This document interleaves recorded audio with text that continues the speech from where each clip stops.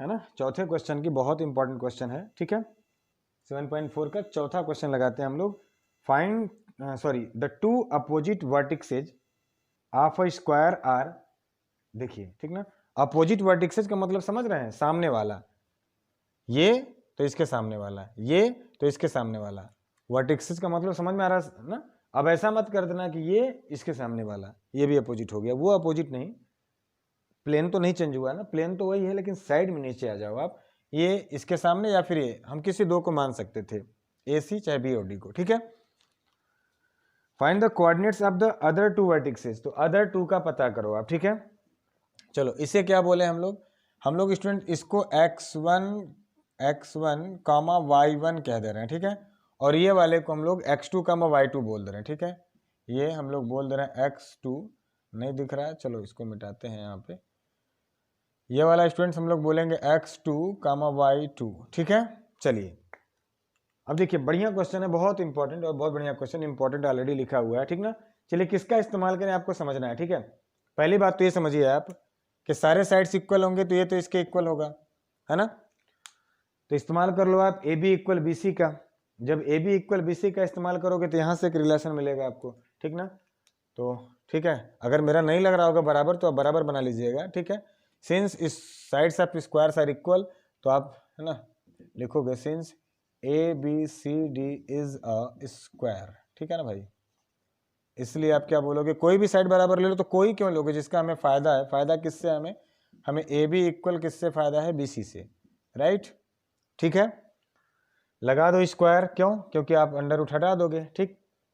A B को क्या बोलेंगे, देखो ए बी ना, तो कितना हुआ है -1 और x1 करोगे तो चाहे x1 में से -1 करो तो हो गया x1 -1 का होल स्क्वायर, और -1 क्या हो जाएगा +1, राइट, प्लस फिर y1 -2 करोगे तो y1 -2 का होल स्क्वायर, ठीक है स्टूडेंट्स।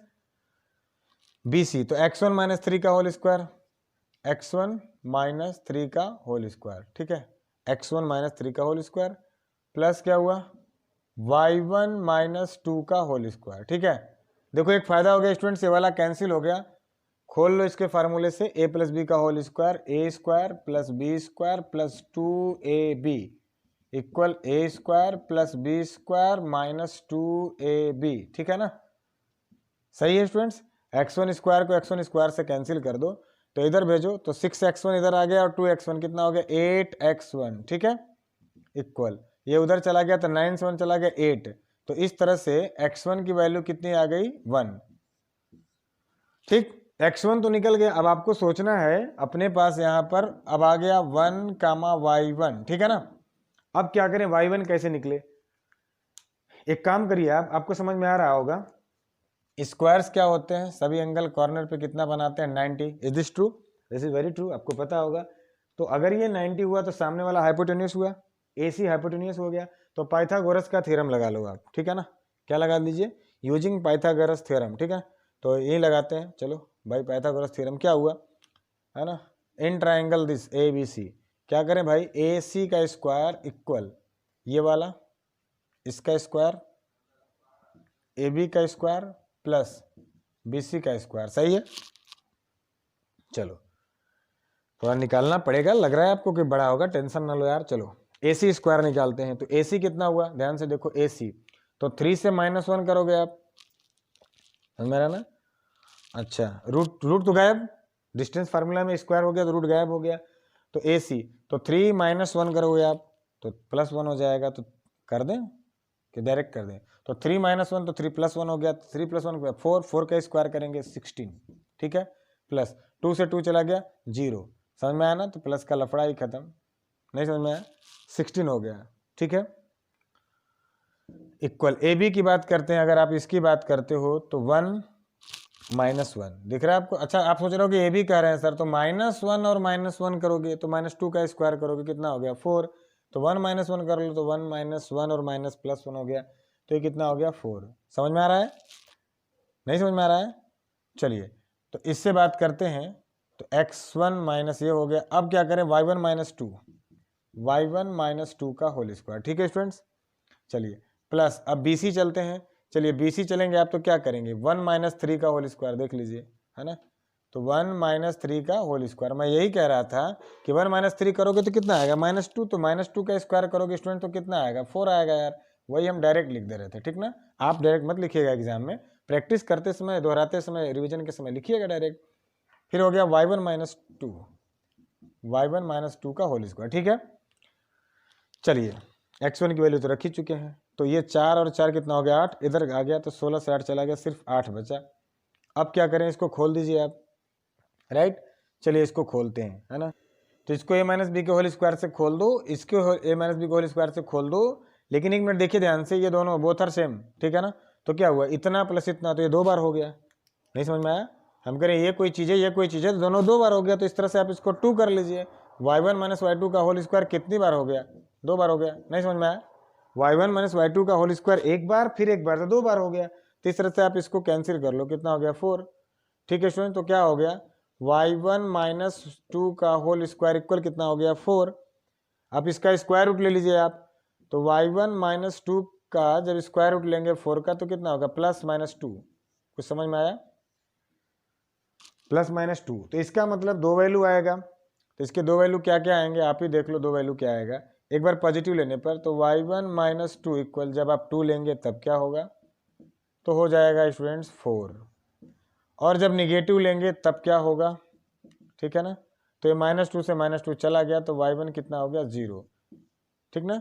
तो देयर आर 2 पॉसिबिलिटीज, है ना। क्या क्या हुआ, 1 कामा अगर हम 4 लेते हैं तो 4, और 1 कामा अगर 0 लेते हैं तब। देखते हैं which one is better, answer देखेंगे अभी थोड़ी देर में। चलो हम डी पता करते हैं, ठीक ना। तो यही सारा काम आपको किसकी में करना पड़ेगा, डी में। अगर आप नोट करें तो मैं इसे इरेज करके डी के लिए यही करूं, ठीक है, नोट कीजिए।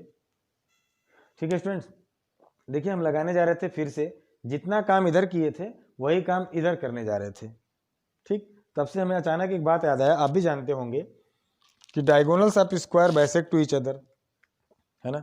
इधर से आप चलोगे ये मिडिल पॉइंट, उधर से चलोगे ये मिडिल पॉइंट। तो मैं ऐसा नहीं कह सकता कि अगर मैं इधर से चल रहा हूँ AC, है ना, AC वाले की बात कर रहा हूँ, देखिएगा ध्यान से, मैं इधर जो लिख रहा हूँ वो AC की बात कर रहा हूँ। तो 3 और 1 -1 कितना हुआ 2, 2/2, नहीं समझे आप, x1 प्लस x2/2, तो 3 और -1/2 यानी कि 2/2 कितना आ गया 1 कामा, तो 2 और 2 4, 2 प्लस 2, नहीं समझ में आया, x1 प्लस x2/2, फिर y1 प्लस y2/2, 2 प्लस 2/2 यानी कि 4/2, कितना आ गया स्टूडेंट 2। समझ में आया, ये AC के नीचे जो लिखे हैं वो AC वाली बात। चलिए BD के नीचे जो लिखेंगे वो BD वाली बात। तो मुझे ये बताओ कितना हो गया, तो यही वाली पॉइंट जो है वो क्या हो जाएगी, x1 प्लस x2/2 कामा, यही हो जाएगा y1 प्लस y2/2। समझ में आया, तो आप क्या समझे, इसका पहला इसके पहले के बराबर, तो दैट इम्प्लाइज, क्यों कॉमन है ना वो, तो कॉमन हो गया, तो क्या हो गया x1 प्लस x2/2 इक्वल 1, ठीक है। तो इस तरह से x1 प्लस x2/2 इक्वल कितना हो गया 2, मल्टीप्लाई कर दिए। और हमारे पास x1 की वैल्यू देखिए, हम लोग हमारे पास दो वैल्यू, एक बार 1, ठीक है ना, देख लीजिए, समझ में आ रहा है ना। तो दो वैल्यू यहाँ पे पुट कर लो आप, ठीक है। तो x1 की वैल्यू कितनी रखें, देखिए x1 कामा y1 मैंने 1 कामा y1 मैंने हमने 1 कामा 4 1 कामा 0 का है। तो x1 कितना रखेंगे आप 1 प्लस x2 इक्वल 2। तो इस तरह से x2 कितना निकल गया आपका 1, x2 कितना निकल गया 1। स्टूडेंट्स अगर यही बात y1 के लिए लगाएं तो y1 प्लस y2/2 इक्वल, अब देखिए ये किसके इक्वल 2 के, सही है ना। तो y1 प्लस y2 इक्वल कितना हो गया 4, और y1 इस बार कितना रखें आप, y1 देखिए आपका 4 है, तो 4 प्लस y2 इक्वल क्या हो गया 4। तो इस तरह से y2 इक्वल क्या हो गया 0, तो x2 कामा y2 कितना हो गया 0।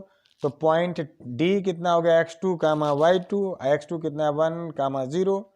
अच्छा पॉइंट B की बात करें, हमको 2 पॉइंट नहीं पता था ना, तो ये कितना, ये तो 2 चांसेज आ रहा है 1 कामा 0, और फिर एक और आ रहा है 1 कामा 4। समझ में आ रहा है, आप सोच लो अगर ये 1 कामा 0 आ गया तो फिर 1 कामा तो 0 तो नहीं होगा, तो सिर्फ क्या होगा 1 कामा 4, ठीक है स्टूडेंट्स, ये है B, ठीक। तो ये 2 अननोन वर्टिसेज आपके निकल गए, ठीक है, नोट कीजिए। नंबर 5 का, ठीक है। अब क्वेश्चन नंबर 5 देखिए, थोड़ा मुझे इसलिए दिक्कत हुआ, मुझे थोड़े वक्त लगे इसको बनाने में। वजह यह है कि या तो ये अच्छे से तब लगेगा जब आपके पास ग्राफ हो या फिर डिजिटल बोर्ड हो। तो मेरे पास डिजिटल बोर्ड भी नहीं है और ग्राफ भी नहीं है, ठीक है ना। तो कोशिश कर रहा हूँ, ठीक है, लेकिन अगर आपको एग्जामिनेशन में आता है तो ग्राफ मिलेगा, ठीक है, एग्जामिनेशन में आपको डिजिटल बोर्ड नहीं मिलेगा, ठीक है। चलिए तो लगाते हैं इस क्वेश्चन को। करें the class 10th has students of secondary school in Krishi Nagar have been allotted a rectangular plot of land for their gardening activity, ना उसमें गार्डनिंग करना है, फूल पेड़ पौधे लगाने हैं, ठीक है। Sapling the gulmohar are planted on the boundary at a distance of 1 meter from each other.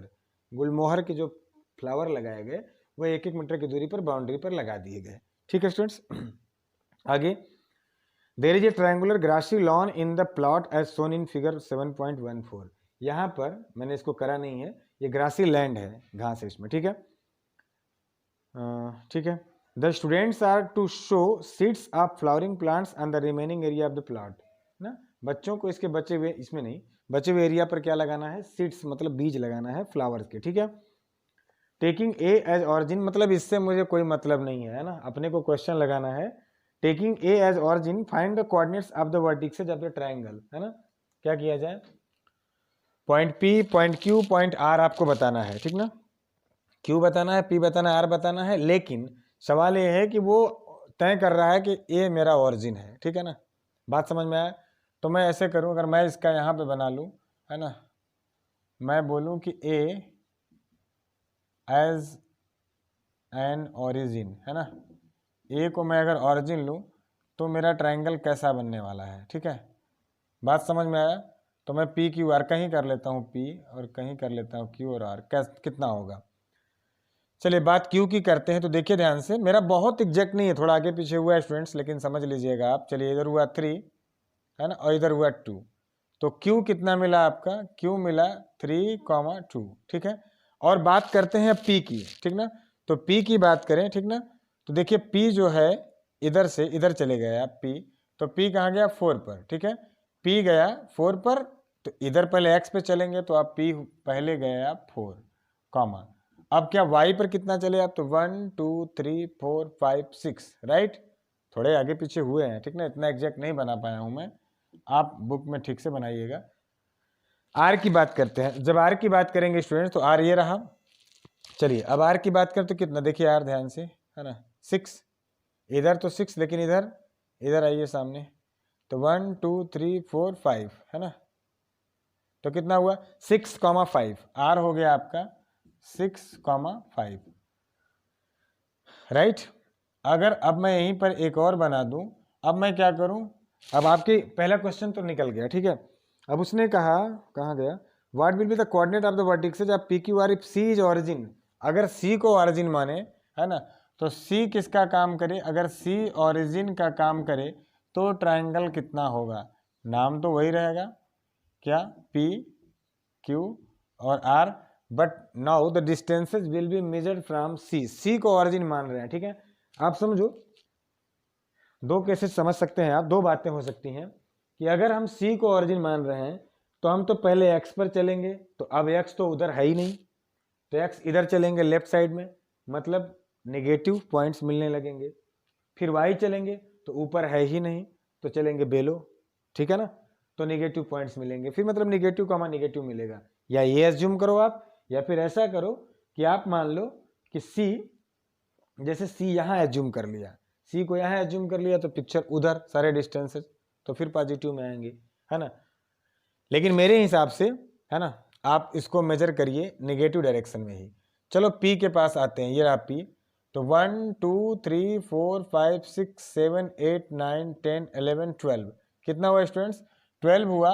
लेकिन क्या करेंगे आप, -12 कॉमा, है ना, -12, एक्स पर कितना चले, निगेटिव, एलएचएस में चलेंगे तो निगेटिव। अब चलेंगे नीचे आप, तो नीचे आपका पी कहाँ मिलने वाला है, देखिए, है ना, एकदम सीधा नहीं है मेरा, लेकिन आपको मिलेगा 1 फिर 2, तो कितना हो गया स्टूडेंट्स, -2 पी की वैल्यू, राइट। अब क्यू की बात करें, अब क्यू कितना होगा आपका, देख लीजिए, क्यू ये रहा, लेकिन उधर से मेजर कर रहे हैं क्यू, तो इधर आपको याद होता कि ये 3 पर था, पी आगे था, तो जब उधर से आएंगे तो अब पी पहले मिल जाएगा और क्यू आगे, तो 3 के बाद 4 था, तो उधर से आएंगे 12, 12 के बाद कितना मिल जाएगा, 13। तो इस तरह से क्यू आपका कितना हुआ, क्यू हुआ स्टूडेंट्स -13 कॉमा, है ना। अब क्या करें, इधर से तो आ गए -13 क्यू मिल गया, ये क्यू, ठीक है, ये 12 था, ये 13। अब क्या करें, है ना, देखिए लगभग लगभग यहाँ मिलाइएगा, है ना। अब चलना है y पर, तो y पर नीचे आइए आप, तो 1 2 3 4 5 6 देख रहे हैं आप, 6 पे। लेकिन इसकी निगेटिव टर्म में लेंगे आप, क्योंकि below the axis negative, left side of axis negative, so I am taking all the coordinates of this point P Q and R in negative terms. Clear है, क्योंकि हम सी को ऑरिजिन मान चुके हैं। अब आर की बात करते हैं, आर देखिए, तो आर इधर से आएगा 1 2 3 4 5 6 7 8 9 10, ठीक ना। कहाँ पर आ गया, 10वें नंबर पे। बात समझ में आया स्टूडेंट्स। थोड़ी सी असुविधा अगर हो रही होगी तो निगेटिव लगा लीजिएगा, असुविधा हो रही तो निगेटिव मत लगाइएगा, असुविधा हो रही तो एडजस्ट कर लीजिएगा। मैं बोल रहा हूँ कि इधर -10, फिर क्या करें, अब देखो आर कितना दूर हुआ, 1 2 3, तीसरे नंबर पे, तो क्या करेंगे -3, ठीक है ना। इस तरह से हमने ए को ऑरिजिन माना तब पॉइंट्स निकाला और सी को ऑरिजिन माना तब पॉइंट्स निकाला, ठीक है। अब क्या करें, अब हम लोग को कह रहा है कि also calculate the areas of the triangle in this case, ठीक है ना। एरिया बताओ आप, मतलब समझ में आया, केस नंबर 1 की एरिया कितनी होगी और केस नंबर 2 की एरिया कितनी होगी। अब मुझे बताओ, एरिया निकालना तो एकदम आसान है, ठीक है। अच्छा चलिए नोट कीजिए, बता रहे हैं। चलिए स्टूडेंट्स, हम लोग बात करते हैं, इसका पहला वाला सोल्यूशन तो हो गया आपका। अब बात करते हैं हम लोग 2, है ना। उसने कहा था एरिया बताओ, तो हम निकाल रहे हैं एरिया ऑफ ट्रायंगल 1। क्या होता है फार्मूला, 1/2 ब्रैकेट में, आप जानते हैं x1 ब्रैकेट में y2 माइनस y3, सही है ना, याद होगा। प्लस फिर क्या करते हैं x2 ब्रैकेट में, क्या करते हैं y2 के बाद करते हैं y3 माइनस y1, सही है। फिर क्या करते हैं x3 और ब्रैकेट में फिर क्या करें, y3 के बाद हो जाएगा y1 माइनस y2, ठीक है स्टूडेंट्स। चलिए इसी फार्मूले का इस्तेमाल करते हैं यहाँ पे 1/2। मार्कर मेरा नहीं चल रहा है, रुक जाइए, है ना। 1/2, तो क्या करें, अब x1 की बात करते हैं, ब्लू चलने लगा, चलो कोई दिक्कत नहीं। x1 कितना है स्टूडेंट्स, 4, बात समझ में आया। फिर क्या करें, y2, समझ में आया, x1 y1 x2 y2 2 minus y3 कितना है आपका 5, प्लस हमारा भी डिजिटल बोर्ड की तरह है, देखिए कलरफुल मार्कर, ठीक है। x2 की बात करते हैं, x1 y1 x2 कितना हुआ 3, ब्रैकेट में y3 माइनस y1, तो y3 कितना है 5 माइनस y1 कितना है आपका 6, प्लस x3 कितना हुआ 6, y1 कितना है 6 माइनस y2 कितना है 2, समझ में आया क्या। तो 1/2, ठीक है स्टूडेंट्स। चलिए 1/2 ब्रैकेट में 5 से 2 गया कितना, -3 चौके 12, 5 से 6 गया -3 एक कम -3, और 6 से 2 गया 4 6 का कितना हो गया 24। क्या हुआ भाई, आंसर सही आ जाएगा कि नहीं। तो 12×3 15, 15 से 24 चला गया तो कितना हो गया 9/2 स्क्वायर यूनिट, समझ में आया। ये कौन सा था, ये 2। तो हम क्या करें, अब जा रहे इसका निकालने 1/2, है ना। तो फार्मूला क्या होता है स्टूडेंट्स, x1 हम चल रहे हैं 2 का निकालने, तो x1 कितना हुआ स्टूडेंट -12, ब्रैकेट में कितना y2 माइनस y3, तो x1 y1 x2 y2 कितना है -6, फिर क्या हुआ -y3 कितना है आपका -3, तो हो गया +3, ठीक है। अब प्लस क्या करें x2, तो x2 कितना हुआ, x2 हो गया -13 आपका, ठीक है। और ब्रैकेट में क्या हुआ y3 माइनस y1, तो y3 कितना हुआ -3, और फिर हो गया प्लस y1 कितना है आपका 2, सही है। आगे चलते हैं, प्लस अब क्या करें x3, तो x3 कितना हुआ -10, ब्रैकेट में क्या हुआ y1 माइनस y1 कितना है आपका -2, प्लस y2 कितना हुआ स्टूडेंट्स आपका y2 x2 प्लस 6 कर लीजिए, समझ में आया बात ना। तो स्टूडेंट्स इसको आप सॉल्व कर लीजिए, ब्रैकेट में कितना 6 से 3 गया तो 12×3 36 हो गया, और 3 से 2 गया कितना हुआ -1, तो हो गया आपका +13 स्टूडेंट्स, और 6 से 2 गया 4 10 चौके 40 हो गया, ठीक है स्टूडेंट्स। तो इस तरह से 36 13 49 49 9/2 स्क्वायर यूनिट्स, ठीक है ना, स्क्वायर यूनिट इसका भी आ गया, ठीक है। Thank you.